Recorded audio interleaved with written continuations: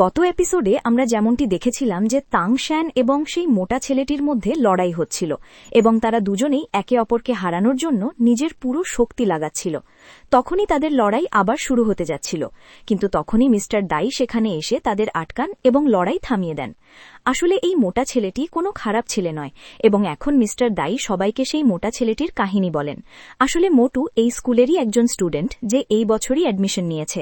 এই ছেলেটির spirit soul হল ফিনিক্স, অর্থাৎ এর সোল থেকে উৎপন্ন হওয়া আগুন অনেক বিপজ্জনক এবং এটি অনেক শক্তিশালী, কিন্তু সে নিজের এই শক্তিকে কাবু করতে পারে না এবং এই কারণে তার স্পিরিট সোল এবং এর আগুন মাঝে মধ্যে নিয়ন্ত্রণের বাইরে চলে যায় এবং তার আশেপাশের মানুষের ক্ষতি করতে শুরু করে।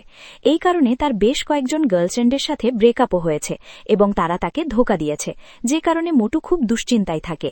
তবে হ্যাঁ, এই ফিনিক্সের আগুনকে শুধুমাত্র একটি জিনিস দিয়েই কাবু করা যায়, আর তা হল তাকে পেট ভরে খাবার খাওয়ানো। এসব শুনে সবার খুব অদ্ভুত লাগে, কারণ তারা এখানে এসে খুব অদ্ভুত সব জিনিসের মোকাবিলা করছিল। এরপর তাংশ্যান বুঝে যায় যে এটি সত্যিই দানবদের স্কুল।